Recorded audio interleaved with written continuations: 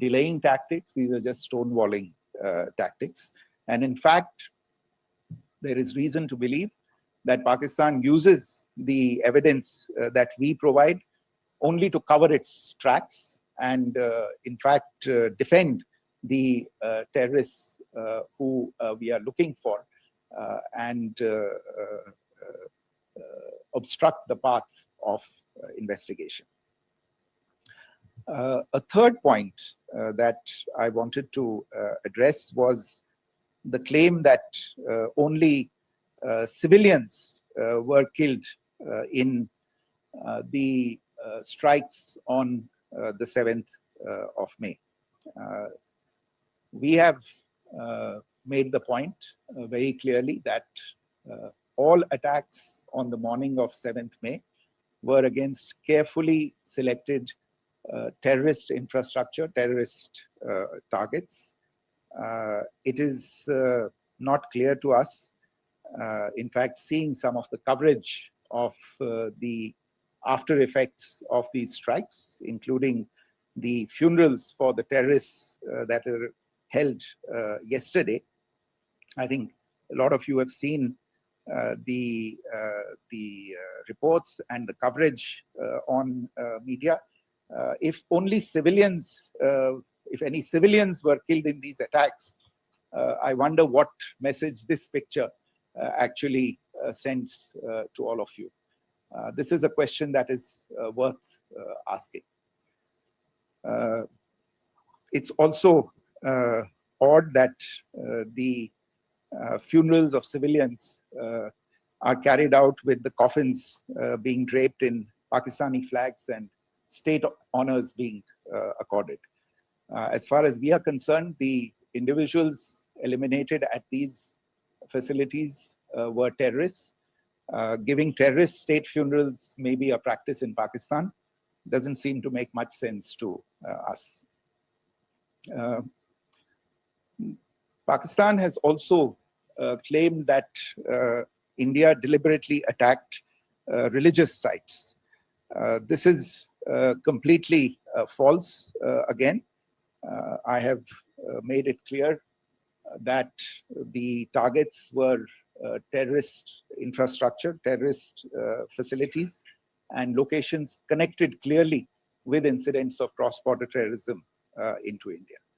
And it is in fact Pakistan that is misusing religious sites as a cover to in fact radicalize, direct and indoctrinate and train terrorists. In fact, contrary to what Pakistan is claiming, yesterday Pakistan launched a targeted attack on the Sikh community in the state of Jammu and Kashmir, hitting Gurdwara in Poonch and the homes of Sikh community members, which came under attack. And we know that at least 3 individuals were killed in that particular attack. Pakistan is also making attempts to, in fact, just to add to this point, the retaliatory action that Pakistan has taken, in fact, is impacting civilians. I showed you the picture of the Gurdwara and the Sikh community members who were killed in this. There are other civilians also who've been killed and injured in these attacks. In fact, since yesterday morning, a total of 16 civilians have been killed and 59 others have been injured in the attacks by Pakistan. Not only this, Pakistan is also making attempts as part of its disinformation campaign to paint our action with regard to cross-border terrorism through the communal angle. If that is the issue, then I think I can do no better than to cite or point you in the direction of the Pakistan Army Chief's speech of 16 April 2025, I think that is the last word in communal rhetoric. And in the Pahalgam attack itself, you are aware of the kind of religious profiling that was done there. And perhaps there is a linkage between these two events. I can only say that these nefarious designs will not be allowed to succeed in India. And it is to be noted that people from all faiths, all religions, all regions in India have unequivocally, not just in India, but around the world, have condemned these attacks. The Pakistani claims of now responding to India's strikes of the 7th of May. As I said right at the outset, it is India which is responding. The original escalation was by Pakistan on the 22nd of April. We are the ones who are responding to that escalation with the action that was taken yesterday morning. And again, I would like to emphasize that the action was restrained. It was directed towards non-civilian, non-military targets and confined to terrorist camps. And again, as we have been saying since yesterday, any further action by Pakistan, some of which we are seeing today, is nothing but escalation by Pakistan now, once again, and will be responded to and is being responded to appropriately. One point that I wanted to also address was the allegations to the targeting of a dam, the Neelam Jhelum project in Pakistan-occupied Kashmir. I want to say that this is an absolute and complete fabrication and a blatant lie. India has targeted only and only terrorist infrastructure, and the details of that terrorist infrastructure, together with the locations, were shared with you yesterday by Colonel Qureshi and Wing Commander Singh. I should note that if this kind of a claim is a pretext for targeting Indian infrastructure of a similar nature, Pakistan will be entirely responsible for the consequences that will undoubtedly follow. Finally, I want to address the some issues that have been raised related to the Indus Waters Treaty and the disinformation that has been raised in regard to that as well. The fact is that there have been fundamental changes in the circumstances in which the Indus Waters Treaty was concluded, and they call for a reassessment of the obligations under the treaty. Over the last year and a half to 2 years, India has been in communication with the government of Pakistan. We've sent several notices to them requesting for negotiations to discuss modification of the treaty. India has for 6+ decades now honored the treaty, even during periods when Pakistan imposed multiple wars on us, and even when relations were adversarial. Pakistan is the one that has been acting in violation of the treaty, deliberately creating legal roadblocks in India exercising its legitimate rights on the Western rivers. Any projects that India sought to build on the Eastern rivers, and even on the Western rivers, which we are allowed to by the treaty, were always challenged by Pakistan, thereby hampering our rights to utilize our legitimate waters under the treaty.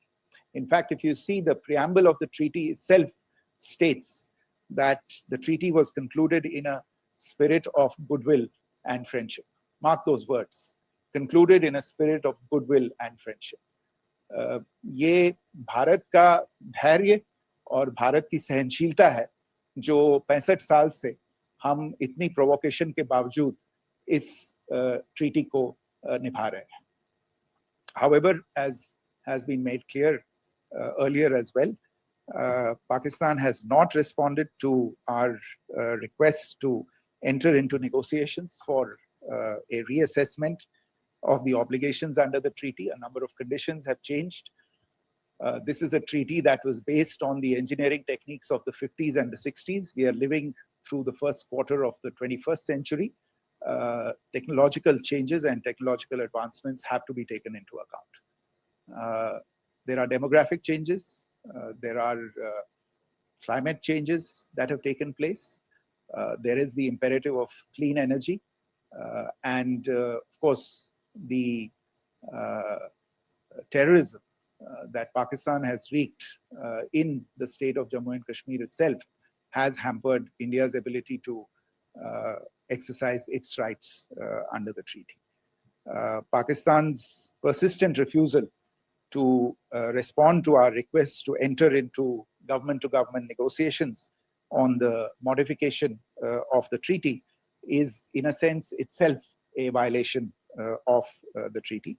And therefore, India has taken the step of putting the treaty in abeyance until Pakistan abjures irrevocably its support for cross-border terrorism. Maybe I'll stop there. I mentioned earlier yesterday as well that this is an evolving situation. I would therefore ask all of you to be considerate and restrained. It will not be possible for us or my colleagues from the armed forces to share operational details at this point in time. Beyond that, if you have any questions, may I have time for only a few, and I'll try to answer those questions. Okay, I give the floor to Rishabh. One Secretary, good evening. This is Rishabh from Times Now. I just wanted to understand, as per the press release that has been released earlier today, it says that we have successfully hit at the air defense of Lahore. Does it give our forces a better chances if in case of further escalation? And are there other air defense places as well at strategic location that were targeted? Rishabh, you are violating the first rule that I set out at the end of my remarks. The press release that has been issued by the Ministry of Defense today speaks for itself. It is related to operational matters. It's been released by the Ministry of Defense. As more information becomes available, it will be released at the appropriate time. Once again, please don't go into operational details at this point in time, because this is a constantly evolving situation. Yeah, go ahead. Foreign Secretary Smita Sharma, just wanted to ask, the Pakistani Minister Ishaq Dar in an interview has claimed that the national security advisors of India and Pakistan have spoken to each other. If you could confirm or deny, and is complete severance of diplomatic ties with Pakistan also on the table? I have no information with regard to contacts between the two national security advisors. Insofar as diplomatic relations are concerned, you've seen the steps that were announced in response to the following the meeting of the Cabinet Committee on Security on the 23rd of April. There are no further steps that are under consideration at this moment in time. Here, go ahead. Foreign secretary, मेरा नाम मनीष है, मैं TV9 Bharatvarsh से हूं और आपने खुद ही बताया कि कितना मिस इन्फॉर्मेशन क्रॉस बॉर्डर से आ रहा है। बल्कि ऐसा लग रहा है जैसे पाकिस्तान के प्राइम मिनिस्टर और डिफेंस मिनिस्टर तक भी प्रोपेगेंडा करने में मिस इन्फॉर्मेशन में आ गए हैं। वो कई बार तो ये तक दावा करते हैं कि हम 3 राफेल हमने गिरा दिया, इतने हमने मिग गिरा दिए, और जब उनसे पूछा जाता है तो वो कहते हैं कि सोशल मीडिया में हमने ये सब चीजें देखी थी। तो अगर आधिकारिक तौर पर अगर आप कुछ कह सकें इस पर, ताकि उन्हें भी समझ में आए कि इस तरह के प्रोपेगेंडा नहीं चलने वाला है। देखिए, जब सही समय होगा तो आधिकारिक तौर पे इसके बारे में सूचना दी जाएगी। लेकिन जो आपका प्रश्न है कि प्रधानमंत्री और उप प्रधानमंत्री और विदेश मंत्री, उनके रक्षा मंत्री इस तरह की बातें कर रहे हैं, तो इसमें अचरज की कोई बात नहीं है। आखिरकार ये एक देश है जिसने अपना इसका जन्म लेते ही झूठ शुरू हो गया था। 1947 में जब पाकिस्तानी फौज ने जम्मू कश्मीर पे दावा बोला, तो उन्होंने किसी ऐसे वैसे व्यक्ति से नहीं, संयुक्त राष्ट्र से झूठ बोला कि हमारा कोई लेना देना नहीं है इससे, ये लोग जो गए हैं वो तो कबायली हैं। वो तो जब हमारी फौज वहां पे पहुंची और UN के लोग, संयुक्त राष्ट्र के लोग खुद वहां पे पहुंचे, उन्होंने देखा कि वहां तो पाकिस्तानी फौज घुसपैठ करके आ गई है, उसके बाद पाकिस्तान को मुंह की देखनी पड़ी और उनको मानना पड़ा कि हाँ, उनकी फौज वहां पे कुछ समय से पड़ी हुई है। तो ये जो यात्रा है एक तरह से 75 साल पहले शुरू हो चुकी है। तो I am not surprise that this kind of disinformation is being indulged in. Yeah. Siddhant. Sir, Siddhant from Beyond. Sir, we have seen a lot of negative comments coming from the Pakistani military of escalation.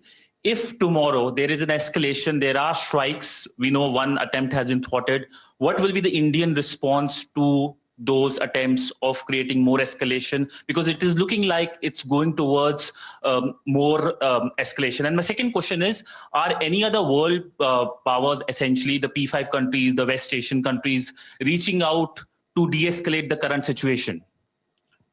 Look, on escalation, we've already made our stance clear. I mean, there are 2 basic points. First of all, it is Pakistan that escalated on the 22nd of April. We are only responding to that escalation. And then what we have said yesterday and what my colleagues have said today, that now if there is an attempt at further escalation by Pakistan, it will be responded to in an appropriate domain. And therefore, the choice is entirely that of Pakistan to make. As to your second question, I don't think I can do better than to point you in the direction of the statements that are being made from practically every chancellery in the world and the sentiment that they are carrying. That sentiment essentially, and for the major portion, is support for the government of India in the context of the condemnation of the terrorist attack in Pahalgam on the 22nd of April. There is wide recognition of the government of India's right to respond to these attacks in self-defense, and of course a desire to ensure that there is not further escalation. I think these statements speak for themselves. Yeah. Sir, this is Mausami from India Today. Now, in the all-party meeting, we have learned that the defense minister has said that, in the Operation Sindoor, almost 100 terrorists were killed. Would we have any details about what is the number like, and also about if there were any big faces, masterminds, terrorist masterminds who were in fact killed? There is also a report that Masood Azhar's family's 10 members have been killed, and Rauf Asghar, who was actually the mastermind of Pulwama, he's also been badly, severely injured. I don't have information at this point in time to share with you on these issues. But as I said, I think, there is so much information out there on television, in the news media, in social media, that it sometimes looks like a long time has passed since this. Please understand that slightly over 36 hours only have passed since this operation was undertaken. Let's have some patience. Information will come out. It will be shared in due time. Shruti. Thank you, Foreign Secretary. Shruti Ranjan from Bloomberg. Sir, could you give us any understanding whether India has moved the IMF or the World Bank to kind of, sensitize them about the the bailout that Pakistan has, and the kind of stuff that the Pakistan government is doing? Look, we have an executive director at the IMF. Tomorrow there is a meeting of the board of the IMF, and I'm sure that our executive director will put forward India's position. The decisions of the board are a different matter. You know the process through which they are made. But I think the case with regard to Pakistan should be self-evident to those people who generously open their pockets to bail out this country. And since you are from Bloomberg, I think you would have the data on how many IMF bailout programs have been, very good, thank you, have been sanctioned in the space of the last 3 decades. And I think you would also have an idea of how many of those programs have actually reached successful conclusion. Probably not many. So I think this is a decision.